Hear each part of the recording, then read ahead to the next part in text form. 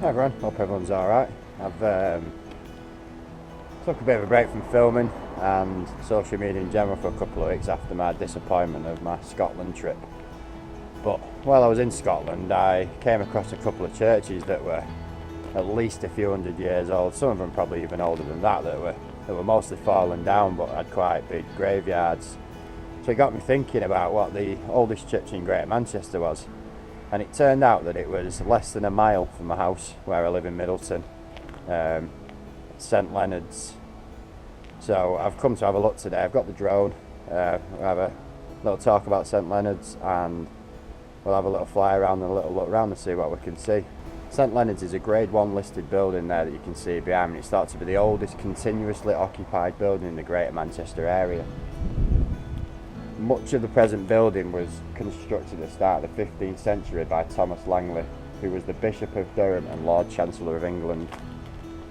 He reused the Norman doorway from earlier structures to create the Tower Arch. The church was enlarged in 1524 by Sir Richard Assheton in celebration of the knighthood granted to him by Henry VIII for his part in the Battle of Flodden in 1513. The Flodden window in the sanctuary is thought to be the oldest war memorial in the UK. It commemorates on it the names of the Middleton archers who fought at Flodden.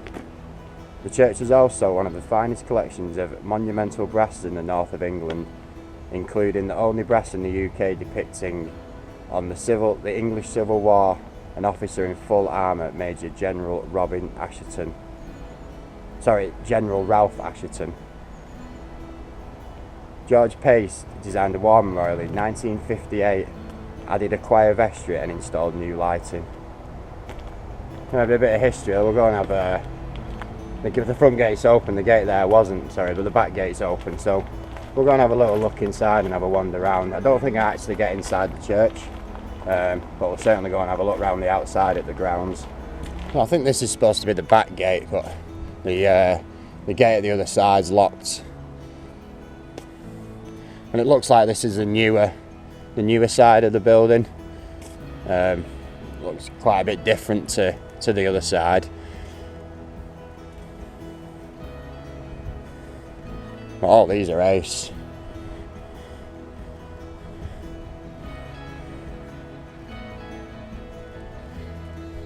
Obviously well looked after, the grass is cut. The flowers look nice. We're sort of coming to the end of the summer, but everything still looks nice. I can't believe it's here, such a hidden little gem in Middleton. When I looked into it, I couldn't believe that it had been here since the 15th century, so I mean 600 years old, some of it. Can't tell what that says. It's been there, obviously been there a very long time, but this looks like the newer side of the building. Right, and there are all these slabs are all to commemorate people. I assume most of them from Middleton. Whether they've all been placed here after. Since they were buried. And the graveyard's actually on the other side of the road. Looks quite overgrown, but I'll have a walk over there afterwards. But all round everywhere, these commemorative curbs and plaques and things. So I think most of this must have been built later on. Certainly after the initial building was built. You could see the initial building round the other side, which we'll get to in a minute. But these doors are ace. Obviously been there a long time because they're quite small. I think we're getting round to some of the older part of the building now. Very difficult to see the windows. Unfortunately, they've all got mesh over them. The nature of living in Manchester, or it being in Manchester, should I say. But yeah, the grounds are stunning. So I think this must be the older part of the building. Feels like I've walked into York or Chester or somewhere that's got real history. I didn't realise Middleton had so much history. I also believe that, I don't know how true this is, but I believe there's a tunnel that runs from under this church to a pub across the road. I think it's called the Old Boar's Head. I couldn't find any definitive proof whether that existed or not, and I don't think I'll be able to get inside to have a look, but that door's certainly been there a long time. But yeah, shame that the windows are all covered up. It's hard to tell what's even on them really. I did want to see the memorials and things that are on the windows, but it's quite difficult to see. If anybody knows though, point me in the direction of the right window.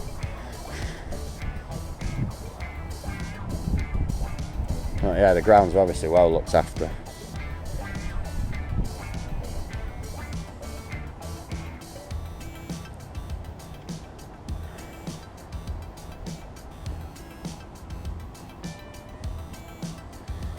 And then round to the main entrance. So this must be the original door. It should be over 500 years old.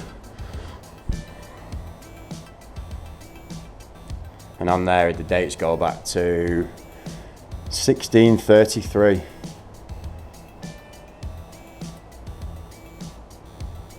Oh, yeah. So that door must be over 500 years old. Which is remarkable really, that it's not fallen apart.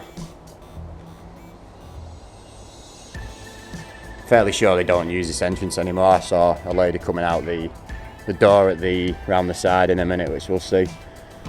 But yeah, it's more, and they're everywhere. The whole floor, the whole outside area is covered with these huge slabs.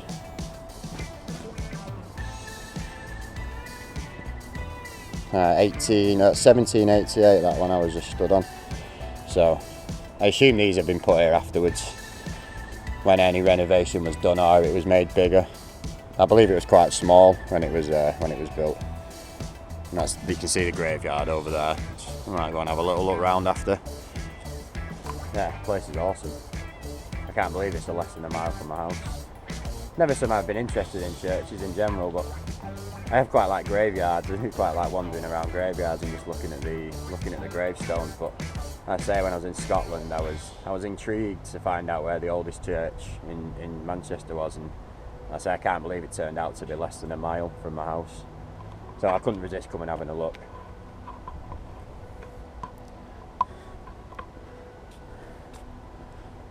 But yeah, the stonework's fantastic.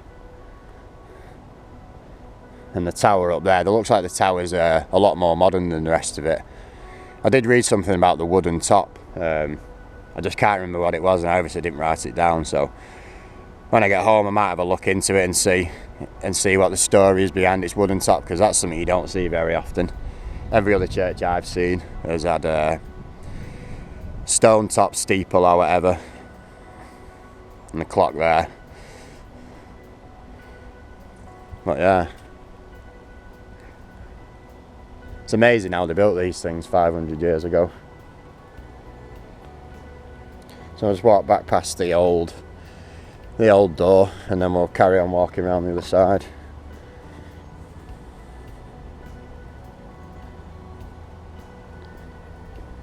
Yeah, so I've had some maintenance over the years. I don't really want to go on the grass, but it's so hard to tell what's on them windows with the mesh over. Such a shame really that they have to do that, but such is the time that we live in, unfortunately.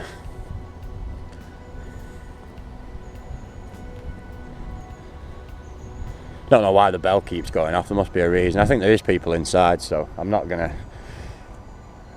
try and go in unless I'm invited. But yeah, it's a shame about the windows.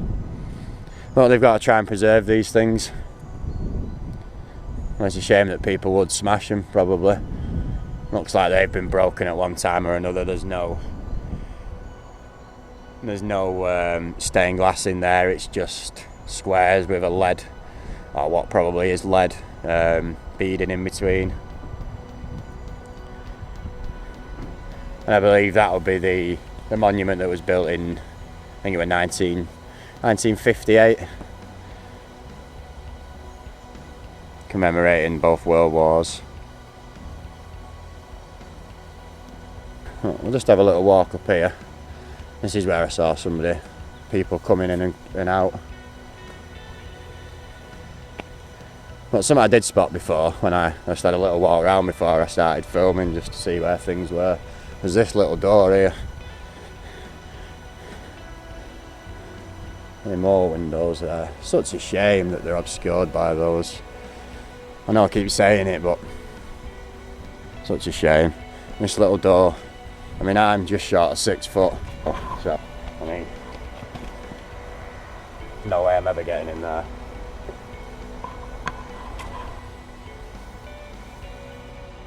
So we're back round to where we started. There's something else I did spot before, I just wanted to show you. That must be the door that's used most these days, which I thought was ace. A little suicide awareness vigil. A space to give thanks to those who've died to suicide.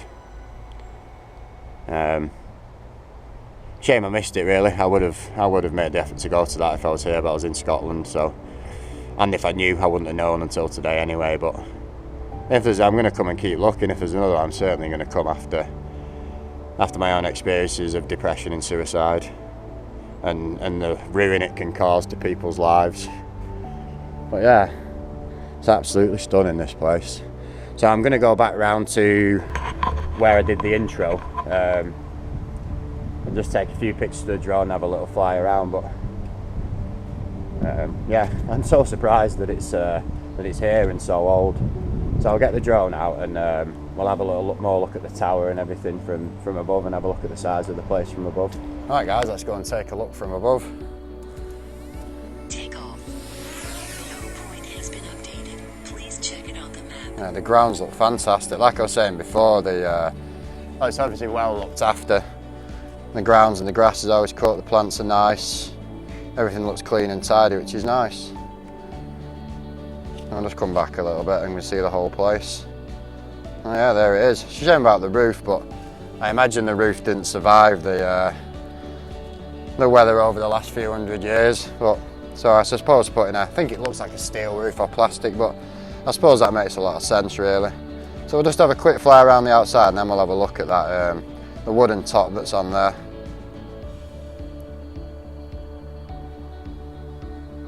Yeah, those paving stones look awesome from up here, but like I said, I was sort of showing you before, they're not paving stones, they're actually gravestones.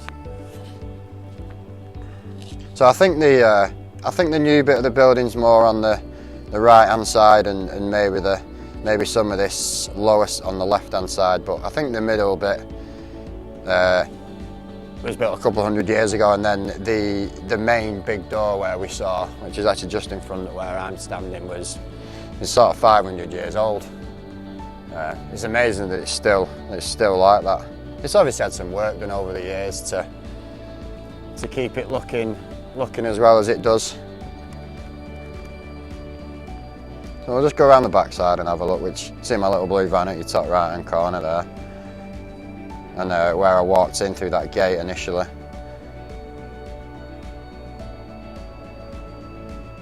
Yeah, very well maintained, which is nice. I'm still amazed that this is in Middleton. Like I say, I was in Scotland and I saw some churches that were a few hundred years old that had just pretty much fallen down. A lot of them were fenced off. So and then what made me think, I thought, I wonder what the oldest church in Greater Manchester is. So. And it turned out it was a mile from my house, so I couldn't resist coming and having a look.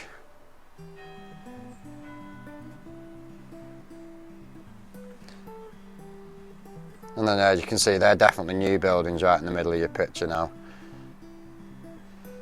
And that wooden top's ace, it's something you don't see very often, or something I've never ever seen before. So just a quick fly around, I've not really got much battery left.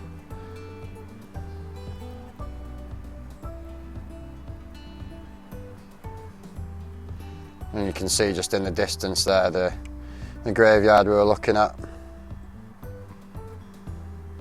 And I'm just stood just in the middle of your picture at the entrance to the graveyard.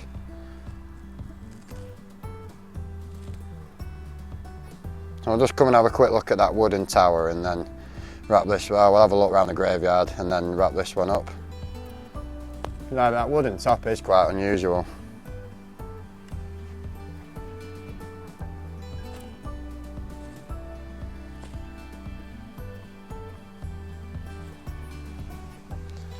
I might put my battery in, another battery in, and just take some nice pictures of the place. But yeah, that wooden top's definitely unusual.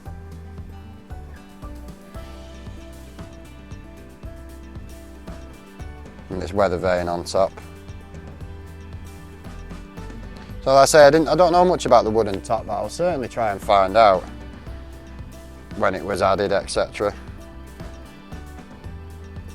Yeah, it looks quite,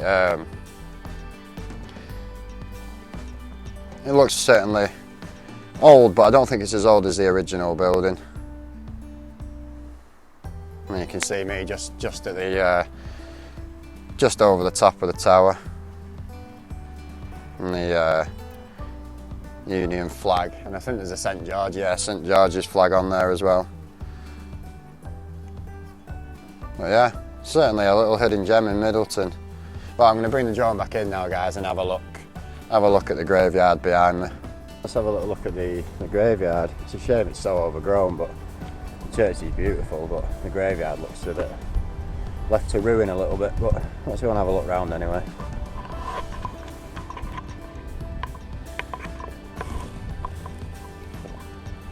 Let's walk down to the bottom. It looks like it's on a bit of a hillside, but the same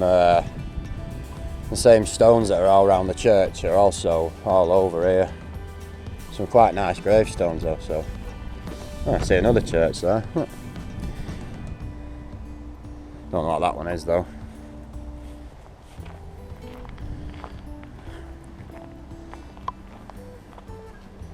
Obviously not visited by anybody, any of these.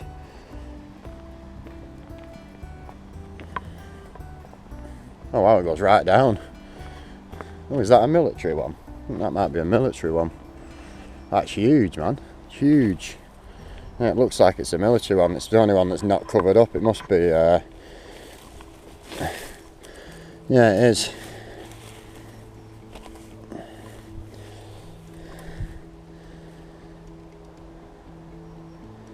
Second Private T. Andrew, Royal Air Force, 10th of November 1918. So I believe these are actually maintained by the military, so that's probably why it's not completely covered like that one next to it. She's just been completely overgrown and litter thrown in there, which is such a shame. But yeah, that's quite nice still. Certainly nicer than everything else in here.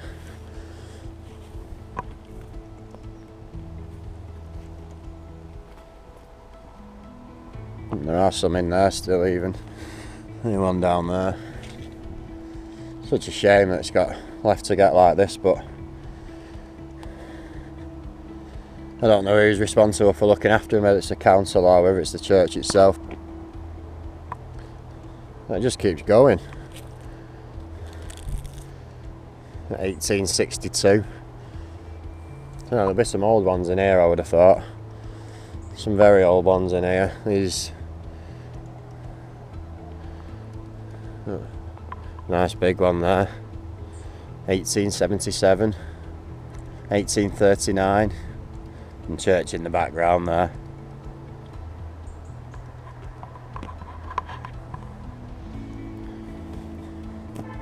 Didn't look so big from the drone, but it was hard to make out the gravestones with all the overgrownness everywhere. That's quite a big one there.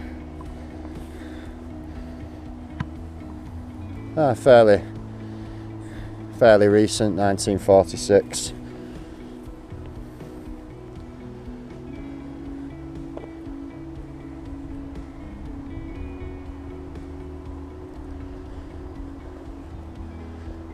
Oh, another military one there. It looks better than the rest of them. Sergeant H. Halliwell, 1944, 20 years old. Too young.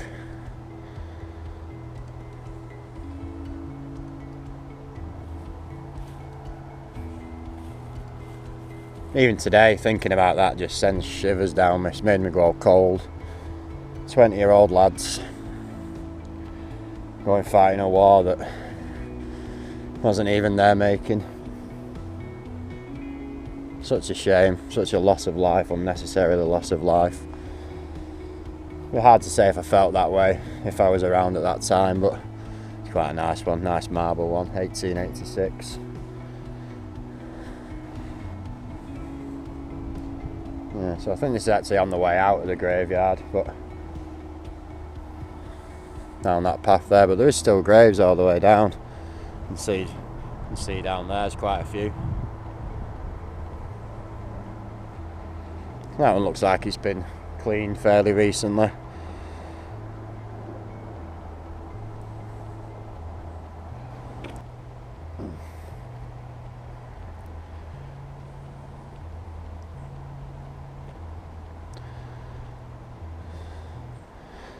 Samuel Bamford, 1872.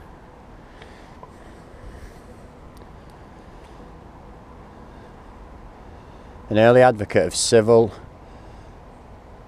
and religious liberty, free trade and parliamentary reform. Author of Passage in the Life of Radical and I think it's it's hard to see what they say.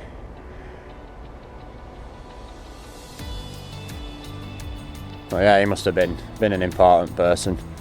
Oh, there's a picture of him there, look.